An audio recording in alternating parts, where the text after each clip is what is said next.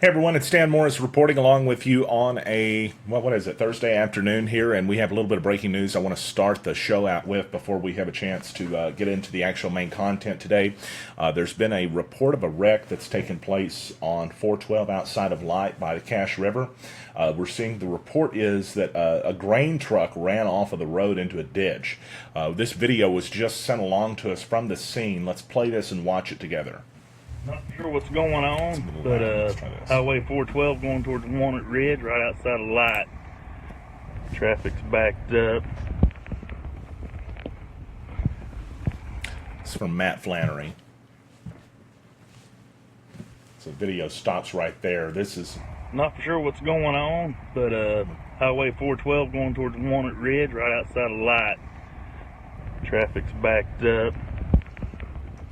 okay. So that's 412 outside of Walnut Ridge going towards Light. Traffic backed up this afternoon from a grain truck running into the ditch. Now, that's the first bit of breaking news that we're going to be bringing to you, but the second bit is coming up right now as we're getting set to talk to you about something that we've not discussed yet in this case. This is interesting, folks, because before this all began, we were asked not to cover this. And so we're going to talk about that right now. Tonight on NEA Report, the full reason and how we know that the Walnut Ridge police know what they did to railroad worker Adam Finley was wrong. We know this because as soon as it happened, just days after it happened, they contacted this reporter, had me come up there for an in-person meeting and begged me not to cover this story. We'll tell you this full development and all of the details associated with it next. We'll also tell you about how an attorney is suing Walnut Ridge, according to that attorney, over the deletion of his Facebook comments. Also another update from the Walnut Ridge City Council, of whom we've spoken to 5 members so far, and none of them disagreeing. All of those 5 saying a special meeting needs to be called, plus more on Mercado during his time in Colorado, and an update on 2 shootings that happened last night in Jonesboro. It's going to be a busy day. Let's start the news.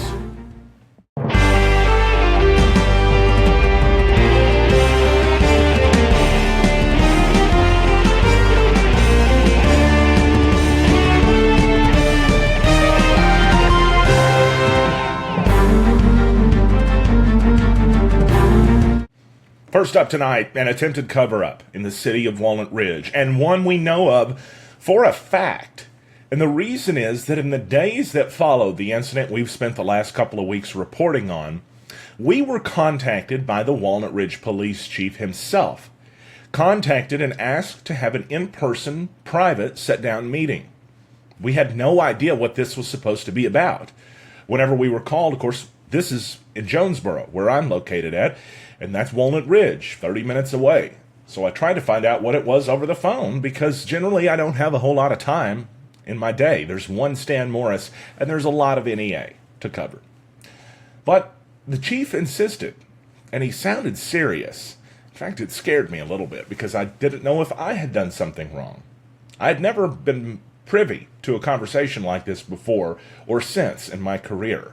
But as I was reflecting this week on it, it became more relevant, especially with the revelation that the mayor signed off on the behavior the same day with only discipline on the F word. That was it. That was the only thing he saw wrong. So that was interesting to me because as I arrived, and you'll find out in a minute, that was all I would end up hearing was wrong in the tape, the F word. That was the story that was presented to me. Let's go back just a second. See, I was in Walnut Ridge. I arrive. They bring me into the police chief's office, the chief of police and Officer Matthew Mercado. They're both inside. Mercado is standing the entire time. So as I'm walking in and seated and the police chief sits down, I'm thinking he's got an officer there to talk to me for security. So again, try to understand the picture I'm painting here for you. This is a little bit of an unusual situation. I didn't know how to react, and I was told this story, but I was told the version from the chief and Mercado's perspective. The version that Mercado was doing his job, making a legal stop, operating within the confines of the law, but used some language along the way that was bad and inappropriate. I was asked to not cover this story, but I told them I needed to see the tape. And I was shown a portion of it. They had to get it ready for me. And I was, what appeared to be carefully shown, a selected portion of it. Because all I can remember seeing from this was hearing the F word, and specifically, that's it. And that was how it was represented to me as the wrong that had been done by Mercado. All the while, Mercado extremely apologetic. It struck me as strange, because I'm not used to police officers apologizing to me for doing their job correctly and maybe slipping up and saying the F word. That was a little bit unusual. But at the same time, NEA Report was just founded in 2016.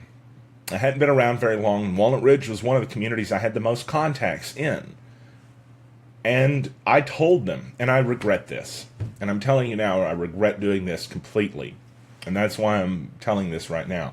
I told him it wasn't on my radar, and I really didn't care about a cop using the F word, because that's not a big story. I'm sure it could be made into something, but it happens. And from my perspective, they didn't want to see a small thing that just sounded bad tear up a community that so many have put so much work into, not the least of which is Charles Snap, the Walnut Ridge mayor. But Mercado and Kirksey both knew that they were in the wrong. They both knew it. As one legal expert told me, a police officer in a different district, he called it CYA, cover your ass. And I suspect it wasn't just those two in the police station that knew. I suspect that the Walnut Ridge mayor was probably more informed than I've been led on. The reason that I suspect that is because it was in his disciplinary finding that Mercado was only found to have used one word wrong, the F word, in the entirety of the video. That's the exact case that was presented to me at the police station. And when I told Walnut Ridge Mayor Charles Snap this earlier this week in a text, that, hey, they tried to get me to cover up for this, he never responded. He never responded. All throughout this, I looked for reasons why Adam Finley was wrong and asked Kirksey over and over again. And he never looked me in the eye and could say he was wrong. To this day, he's never been able to say that. He hemmed and hawed, and I said, did he have a bad attitude? Well, because the answer was no. Finley had done nothing wrong throughout the tape, nor had he done anything wrong when he came into the police station to try to file a complaint and walked out with 2 tickets from Police Chief Chris Kirksey under orders Sergeant Matt Cook, and then prosecuted all the way to trial by Deputy Prosecutor Ryan Cooper. And Walnut Ridge Mayor Charles Snap has got nothing to say.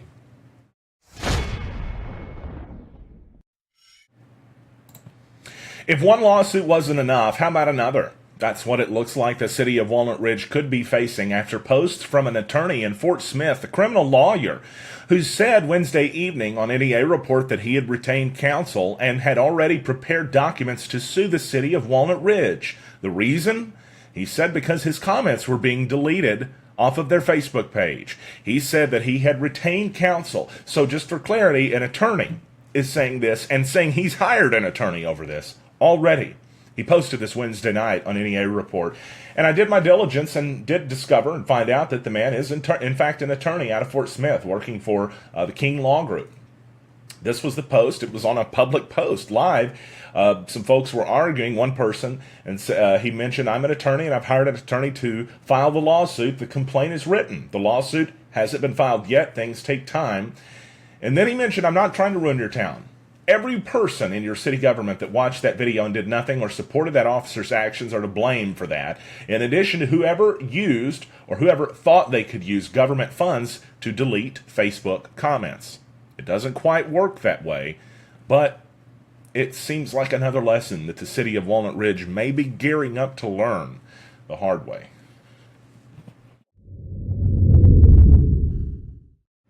We've spent much of the past 24 hours on the phone with members of the Walnut Ridge City Council. 4 members of the Walnut Ridge City Council have expressed to me on the phone that they have a desire for a special meeting to be called about this entire debacle. And it is a debacle, not just the incident, not just the way the police reacted to the complaints being filed, not just the deputy prosecutor pursuing charges all the way to a verdict, forcing an innocent man to hire an attorney. But the absolute bungling of the response, the botched response by the Walnut Ridge mayor and by the city of Walnut Ridge, who hasn't even told us if they have a police chief or what he is anymore. Who is the police chief functionally right now in Walnut Ridge? The press and public, they don't know. One would seem to think that would be unacceptable from people that you're paying. The special meeting can be called by the mayor, who doesn't seem like he's going to do it, or 3 council members. The mayor is remaining silent right now and has avoided the press for several days. But there is a new development in the case as far as some new information we've learned, and we want to let everybody know this because the Crowley County, Colorado Sheriff, well, they said that they've been getting a ton of calls. There's an old profile of Matthew Mercado's on Facebook that says he works there. He does not work there anymore, just so you know. That was old. That was where he worked before he came back to Walnut Ridge.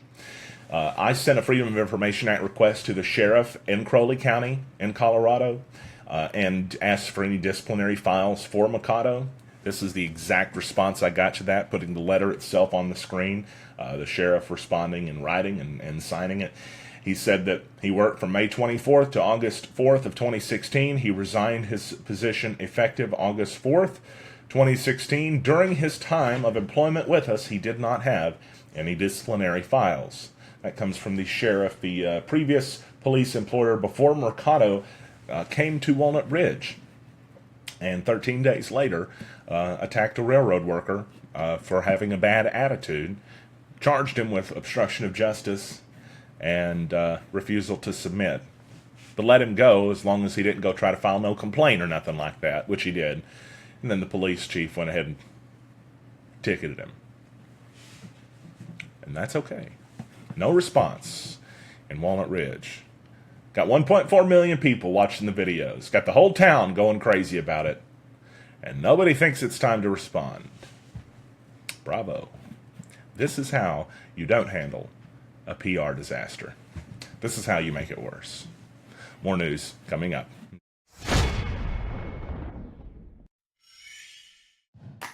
Haley Norris, realtor. Should I make my hair go like this? Whether you need to buy, sell, or lease. Haley, can I use my hands? Or is that, where are my hands? Where do they go? Just say Haley. Just say Haley. Whether you need my expertise. Haley Norris, realtor. Or even do a commercial lease. Haley Norris, realtor. Should I say Remax Real Estate Center or not? Is that too salesy? No, that's good. My average days on market is just 50 days. You need my expertise. And that means I'm putting more money back in your pocket. Family Medical Clinic of Walnut Ridge and Bono are your neighborhood healthcare providers, and we're now accepting new patients. We know you have a tight schedule, so we're here 6 days a week at both locations from 6 a.m. to 7 p.m. Walk-ins are welcome. In Walnut Ridge, stop by 1045 West Main Street or call us to make an appointment, 886-8300. In Bono, we're on Highway 63 North or call 930-9990. Walnut Ridge Family Medical Clinic and Bono Family Medical Clinic, here for you when you need us. What a great day it is in Craighead County. You know, we got a very important election coming up, May 22nd. You'll get to choose your new judge. I hope and pray that you look at the issues at hand. This is a very, very important election. This will be the first 4-year term for your county judge. We're facing many, many issues from school safety to road safety to drainage. We have plans in place. I'm coming in with a strong team of people with boots on the ground. We're going to make this a better Craighead County. We're going to be open and transparent. This is your office. It's always going to be an open door policy. And you know, I'm happy to announce I've got a team of volunteers. It's going to be called the Craighead County Green Team. We're going to clean up the ditches and roadways in Craighead County. With the resources that we have on hand, you're not going to see illegal dump sites and things like that. We're going to be proactive. We're going to make this a better Craighead County. My name is Jeff Presley, and I approve this message.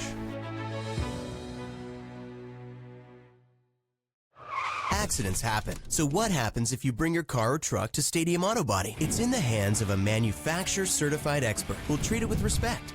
It's brought back to life using the advanced tools and technologies today's vehicles require. All makes, all models. At Stadium Auto Body, we do the job right, back our work with a limited lifetime warranty, and make the whole experience pleasantly easy. Accidents happen. We're what happens next. Tell your insurance company you choose Stadium Auto Body.